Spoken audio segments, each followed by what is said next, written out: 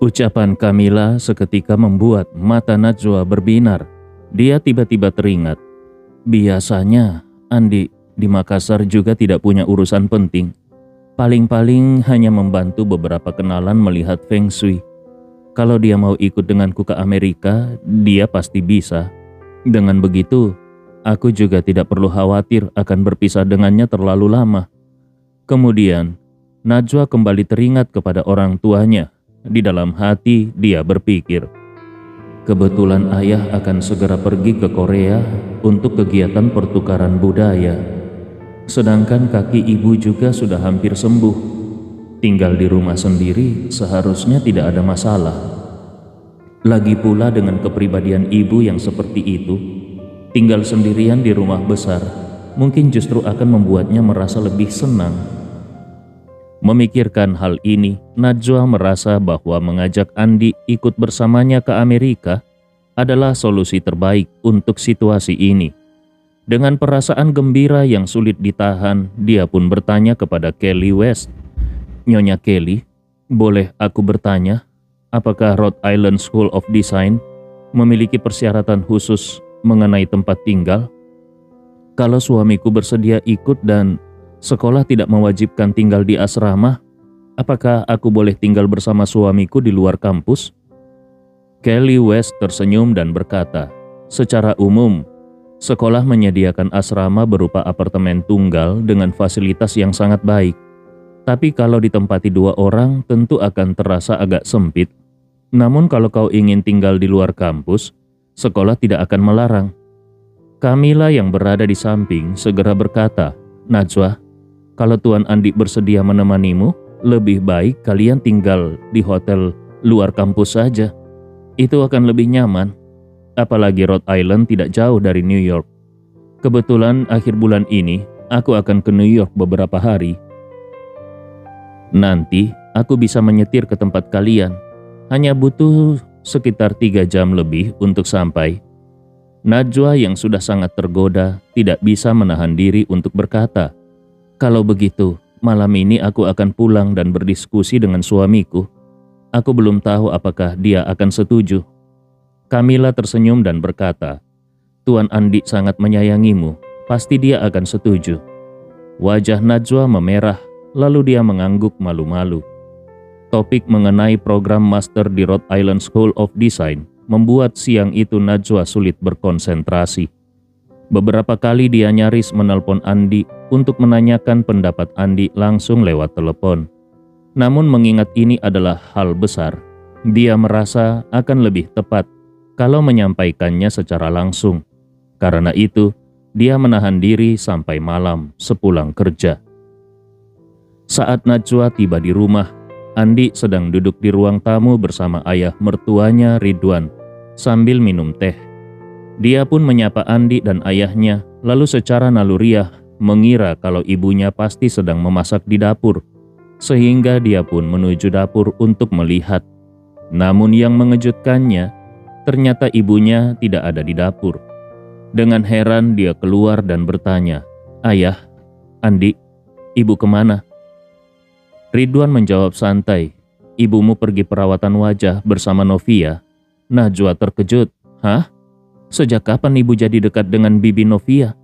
Ridwan terkekeh dan berkata, "Bukankah waktu itu Kasna membawa pulang Novia? Ibumu dan nenekmu sempat bertengkar di depan rumah nenekmu. Sejak saat itu entah kenapa mereka berdua seolah melupakan semua perselisihan 20-30 tahun terakhir. Awalnya mereka hanya mengobrol lewat chat selama beberapa hari. Sepertinya ibumu memberikan saran kepada Novia tentang bagaimana menghadapi nenekmu. Akhirnya mereka menjadi akrab." Sambil menggeleng, Ridwan menambahkan, "Bayangkan, sekarang mereka menjadi sahabat." Najwa hanya bisa tersenyum dan berkata, "Memang terdengar aneh, tapi mungkin ini hal yang baik juga. Ibu memang tidak punya banyak teman, ditambah lagi setelah kakinya cedera berkali-kali. Hampir setengah tahun ini dia jarang keluar rumah. Kalau dia bisa berteman dengan Bibi Novia, mungkin itu bisa sedikit menghiburnya." Ridwan menghela napas. Tapi kalau mereka menjadi sahabat, yang kasihan adalah nenekmu. Bayangkan, Nenekmu yang sudah tua, tidak punya uang dan kekuasaan. Mana bisa dia melawan dua orang itu sekarang? Najwa mengangkat bahu. Itu di luar kendali kita. Dulu nenek memang sering berkata dan bertindak keterlaluan. Kalau sekarang dia kesulitan, kita juga tidak bisa banyak membantu. Ridwan mengangguk pelan. Benar juga. Lalu dia mengambil teh, menuangkan secangkir untuk Andi, dan dengan antusias berkata, "Menantu yang baik, coba ajari aku tentang Feng Shui atau ramalan. Ajari aku yang gampang dipelajari dan bisa langsung dipakai." Najwa bertanya penasaran, "Ayah, kenapa tiba-tiba ayah tertarik pada Feng Shui?" Ridwan tertawa. "Ini karena sebentar lagi aku akan ke Korea untuk kegiatan pertukaran budaya. Aku tidak boleh sampai terlihat bodoh di sana. Aku ingin belajar dari Andi. Nanti di sana, aku tinggal asal sebut saja teori-teori itu, biar mereka kaget dan menganggapku luar biasa." Najwa tidak menyangka, niat ayahnya belajar Feng Shui ternyata hanya untuk pamer di Korea. Dia pun berkata dengan nada tidak berdaya, "Ayah, hal seperti itu butuh pembelajaran jangka panjang. Kalau baru belajar dadakan seperti ini, bisa-bisa ayah malah mempermalukan diri sendiri." Ridwan buru-buru berkata, "Karena itulah aku mau belajar dari Andi. Aku memang tidak ahli, tapi Andi kan profesional. Nanti dia kasih aku jawaban standar. Lalu tinggal aku hafalkan, beres." Andi Rewa berkata dengan canggung, "Ayah, kalau mau jawaban standar, paling tidak kasih aku pertanyaannya dulu. Sekarang aku bahkan belum tahu pertanyaannya. Bagaimana bisa langsung memberikan jawaban?" Mendengar ini, Ridwan mengeluarkan ponselnya dan membuka file PDF. Lalu dia menyerahkan ponsel itu ke Andi dan berkata dengan serius, "Menantuku yang baik, ini adalah informasi tentang tempat acara pertukaran budaya di Korea. Di sini ada banyak gambar dan denah lengkap. Coba lihat dari sisi Feng Shui. Apakah ada kekurangannya atau tidak?"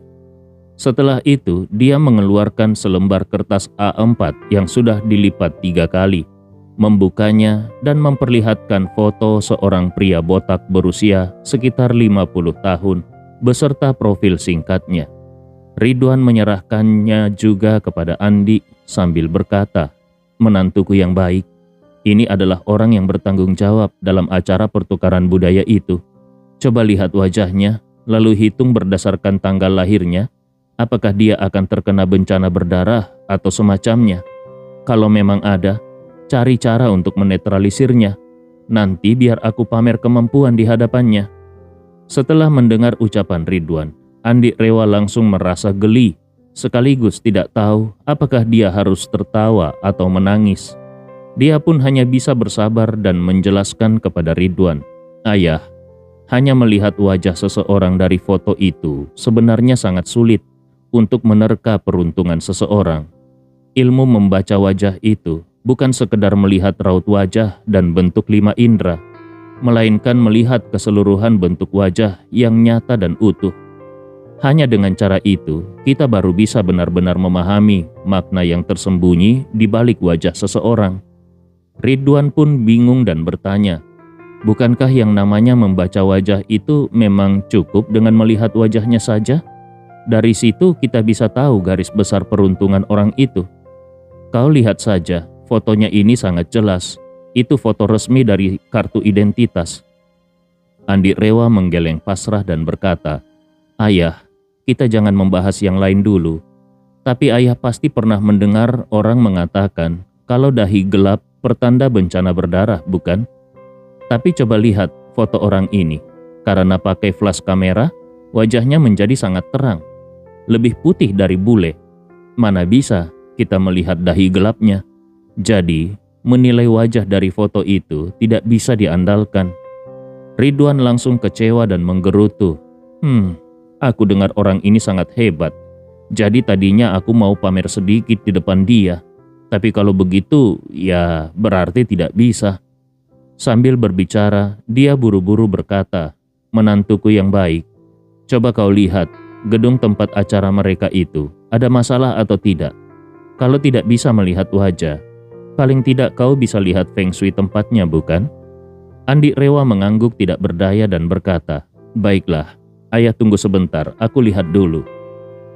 Saat itu Najwa bertanya, "Ayah, apakah ibu memberitahu kapan dia akan pulang? Kita akan makan apa malam ini?" Ridwan menjawab, "Ibumu itu tidak mengatakan apa-apa tentang jam pulang. Bagaimana kalau kita bertiga pesan makanan online saja?" Sambil berkata begitu, dia mulai mengeluh. Ibumu itu benar-benar keterlaluan. Sebenarnya pergi jalan-jalan tidak masalah.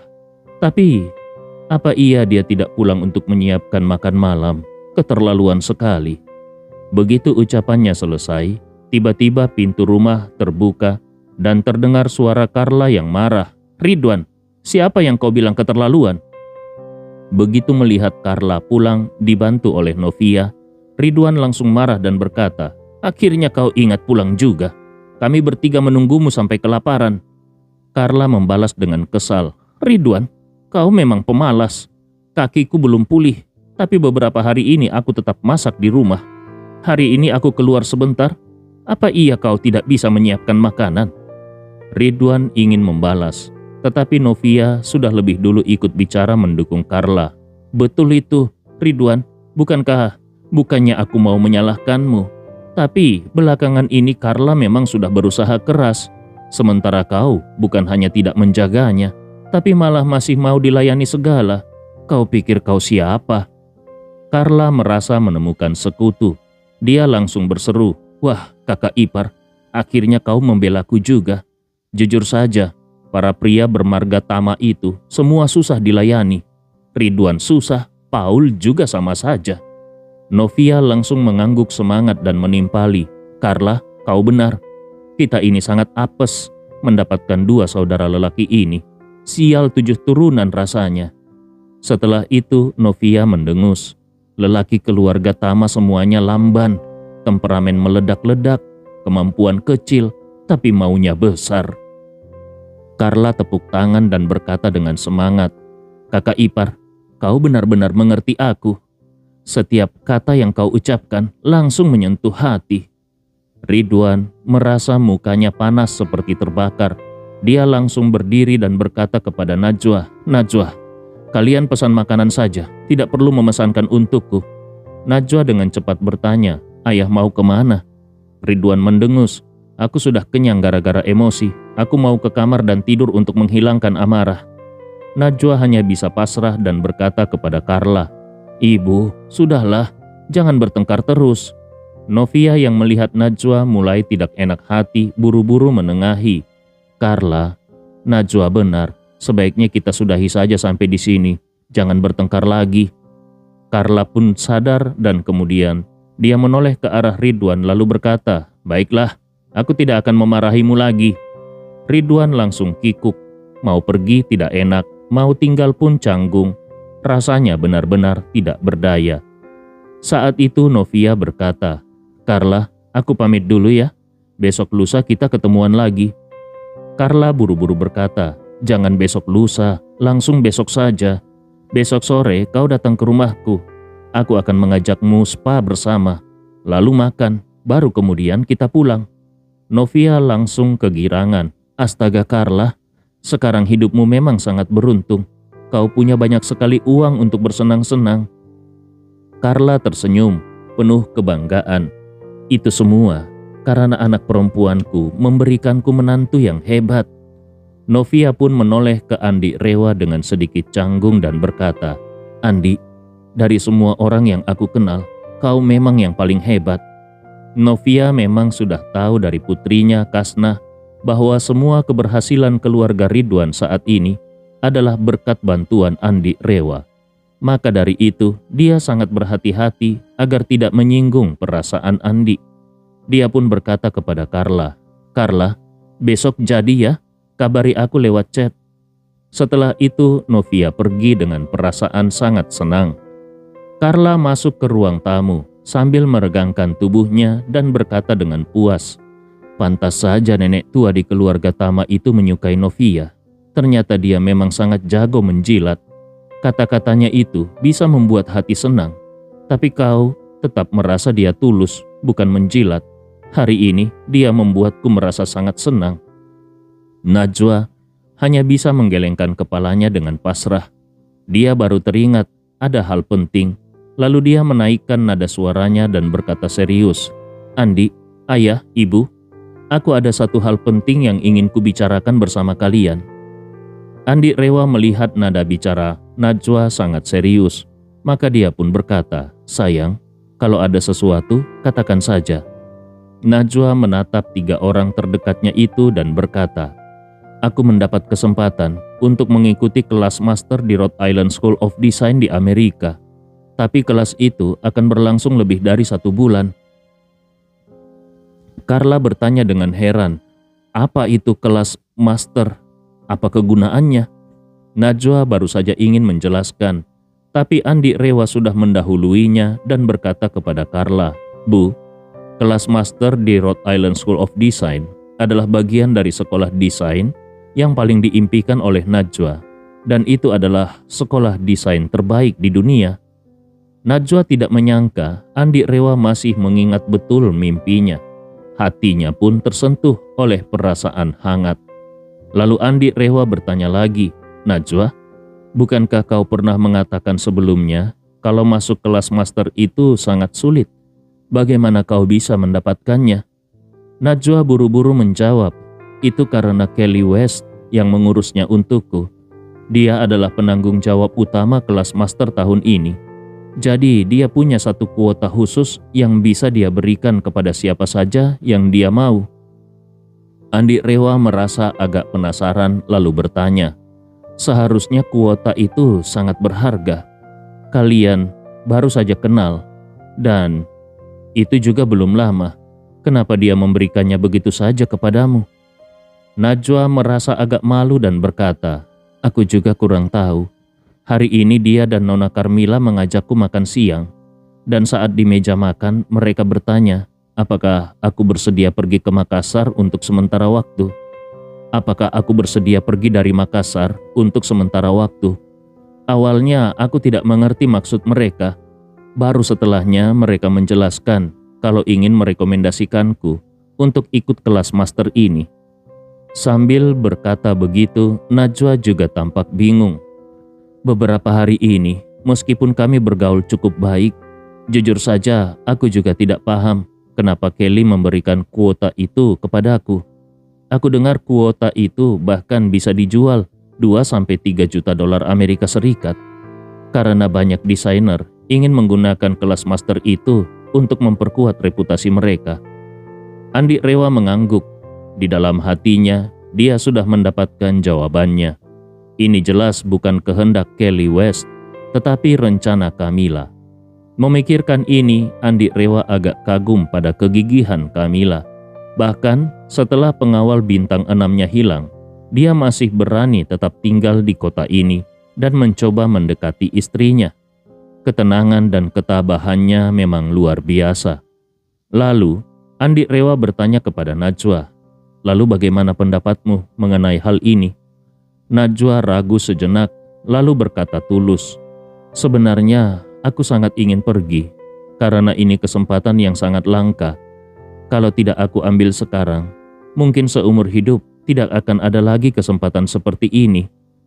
Andi Rewa mengangguk penuh pengertian, tetapi dia juga berkata, "Aku tahu kau sangat mengidam-idamkan kelas itu, tapi jujur saja, Amerika memang terlalu jauh dan kau akan pergi selama lebih dari sebulan. Itu memang cukup lama." Najwa segera menimpali, "Ya, aku juga memikirkan hal yang sama. Rasanya terlalu jauh dan terlalu lama. Karena itu, aku ingin mendiskusikannya dulu denganmu." Sambil berkata begitu, dia menatap Andi dengan penuh harap. Suaranya pun terdengar agak manja. "Sayang, bisakah kau menemaniku pergi ke sana?" Andi Rewa terkejut sejenak. "Kau ingin aku menemanimu ke Amerika untuk ikut kelas master ini?" Najwa mengangguk pelan lalu memohon, "Kalau aku harus pergi sendirian ke Amerika selama itu, aku juga merasa tidak tenang. Dan dia mengulang 2 kali kata "dan", lalu menunduk malu-malu. Suaranya terdengar pelan. Dan aku juga tidak tega berpisah denganmu selama itu. Selesai berbicara, dia menatap Andi dengan semangat. Tapi kalau kau bisa ikut, semuanya bukan menjadi masalah lagi. Kita bisa menyewa apartemen sementara di dekat kampus atau tinggal di hotel. Kecuali waktu kelas, kita bisa selalu bersama. Maksudku, kau bisa selalu menemaniku. Andi Rewa melihat harapan dalam mata istrinya, dan dia sangat tahu ini adalah salah satu impian terbesar sang istri. Sebagai suami, dia tentu harus mendukungnya dengan sepenuh hati. Maka dia pun bertanya, "Mulai kapan kelas masternya dimulai?" Najwa menjawab, "Kalau aku jadi ikut, maka aku harus mendaftar di kampus akhir bulan ini. Kelas dimulai tanggal 1 Mei dan berakhir 31 Mei. Lalu dia menambahkan, setelah itu masih ada acara seminar 3 hari. Setelah seminar baru boleh meninggalkan kampus. Andi pun merasa lega. Pergi ke Amerika selama lebih dari sebulan memang agak lama, tapi untungnya waktunya pas di akhir bulan. Saat itu, lelang besar juga sudah selesai dan dia sedang tidak sibuk. Bisa juga dianggap sebagai waktu untuk berlibur. Saat ini, selain bisnis keluarga Rewa, Andi Rewa masih memiliki bisnis grup Rapocini, Farmasi Biotech, dan Diva Shipping. Tapi untungnya semua perusahaan itu sudah ada orang yang mengurusnya. Mengenai keluarga Rewa juga masih ada kakeknya yang berjaga-jaga. Jadi, nyaris tidak ada yang membutuhkan Andi untuk turun tangan sendiri. Belum lagi di belakangnya masih ada pasukan Galesong yang siap siaga. Kalaupun terjadi sesuatu di tengah jalan, bisa segera diatasi. Dengan begitu, waktunya cukup fleksibel. Menemani Najwa ke Amerika selama lebih dari sebulan sepertinya bukan masalah. Bisa dianggap sebagai waktu berdua juga. Maka dia pun berkata, "Kalau kau memang ingin pergi, aku setuju. Jadwalku juga tidak padat. Aku bisa menemanimu ke sana." Najwa nyaris tidak percaya. "Benarkah? Sayang, kau benar-benar mau menemaniku ke Amerika?" Andi Rewa tersenyum dan mengangguk. "Tentu saja. Kapan aku pernah bohong kepadamu?" Najwa langsung meloncat ke pelukan Andi dan berkata dengan penuh semangat, "Suamiku, terima kasih banyak." Saat ini Carla merasa agak cemas dan berkata, "Najwa, ayahmu sebentar lagi mau ke Korea dan belum tahu kapan pulangnya. Kalau kau dan Andi juga pergi ke Amerika, bukankah itu berarti ibu akan sendirian di rumah?" Najwa berkata dengan nada menyesal, "Ibu, aku benar-benar ingin sekali mengikuti kelas ini, jadi untuk sementara waktu, ibu harus hidup sendiri dulu ya." Carla langsung memasang wajah sedih. "Najwa, kakiku masih belum sepenuhnya pulih, gerak pun susah. Kalau kalian semua pergi lalu aku kenapa-kenapa, siapa yang akan membantu? Misalnya saja tiba-tiba lift rusak dan aku terjebak di dalam, berteriak pun tidak akan ada yang mendengar. Bukankah itu berarti aku hanya bisa menunggu kematianku? Kau benar-benar tega membiarkan ibu menghadapi semua bahaya itu sendirian?" Najwa pun merasa bersalah lalu berkata, "Maaf ibu, aku memang kurang memikirkannya." Lalu dia merasa menemukan solusi bagus dan segera bertanya, "Ibu, maukah ibu ikut ke Amerika bersama kami? Lagi pula hanya sebulan lebih sedikit, anggap saja sedang liburan." Begitu mendengar ini, Carla langsung bersemangat. Dia mengangkat alisnya dan berseru, "Benar juga, ibu belum pernah ke Amerika. Ini kesempatan bagus untuk jalan-jalan."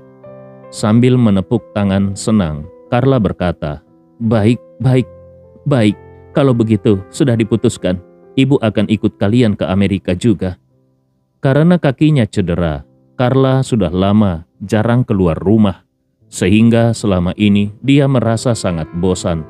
Kebetulan saat itu Najwa mengatakan kalau dia akan pergi ke Amerika, dan pikiran pertama yang muncul di benak Carla adalah dia harus ikut pergi untuk melihat dunia luar.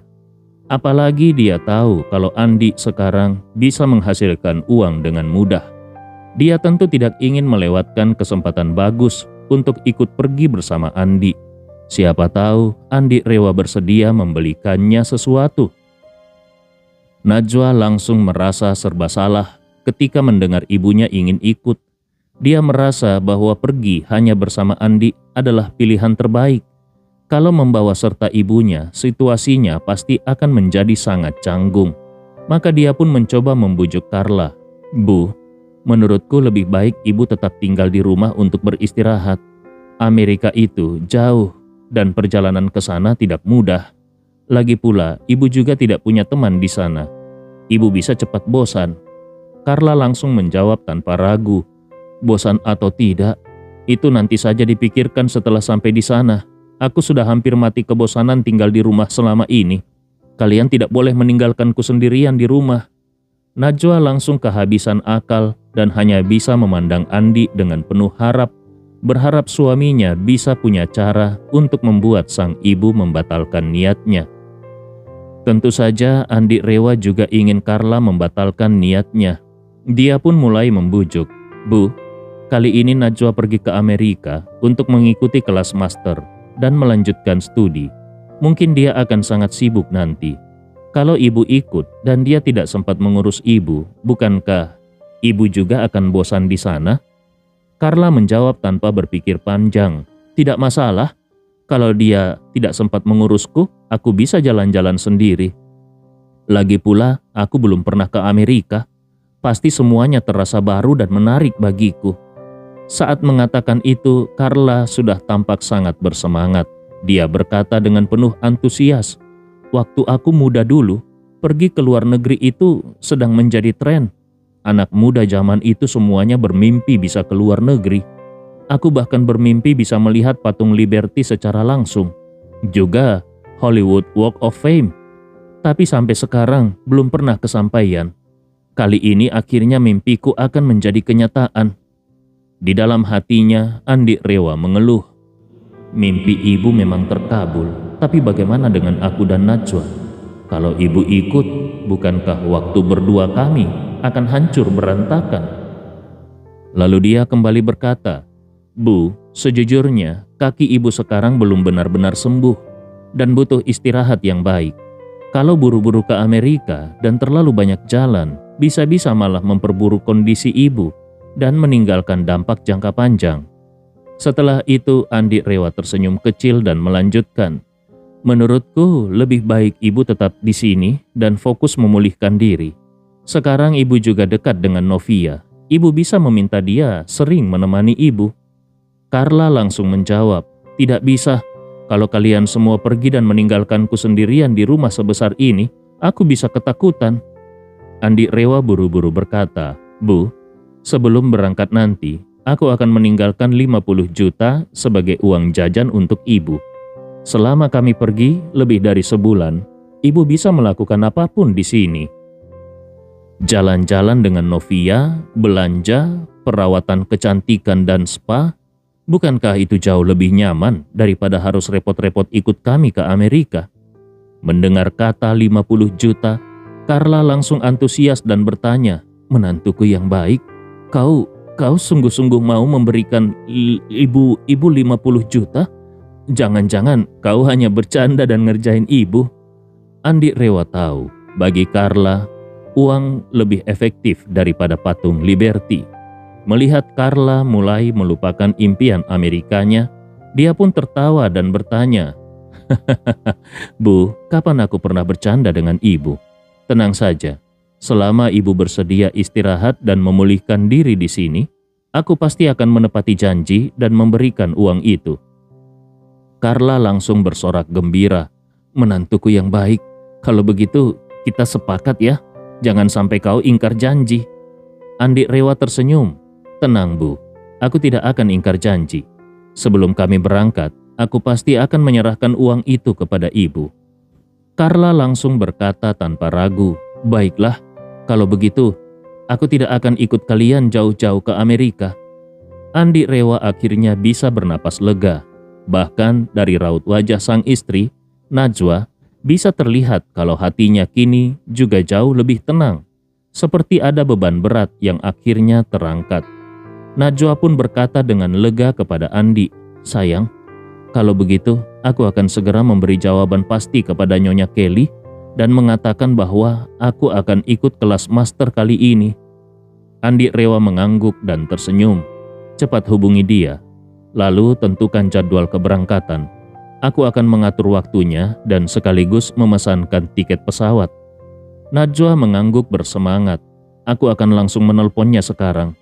Setelah berkata begitu, dia langsung membawa ponselnya dan dengan gembira berlari keluar ke halaman rumah. Beberapa menit kemudian, dia kembali dengan ekspresi penuh kegembiraan, lalu berkata kepada Andi, "Suamiku, aku sudah konfirmasi dengan Nyonya Kelly. Kita bisa berangkat tanggal 28 akhir bulan ini." Mendengar tanggal 28, Andi Rewa merasa lega. Acara lelang yang akan dia hadiri dijadwalkan tanggal 25. Jadi masih ada cukup waktu untuk menyelesaikan urusannya sebelum berangkat. Maka Andi pun langsung berkata, "Baik, aku akan memesankan tiket untuk tanggal 28, sekaligus memesan hotel di dekat Rhode Island School of Design. Kita berangkat tanggal 28. Najwa sangat senang hingga berputar-putar di tempat, lalu berseru penuh semangat, "Besok, aku akan mulai mengemas barang-barang kita."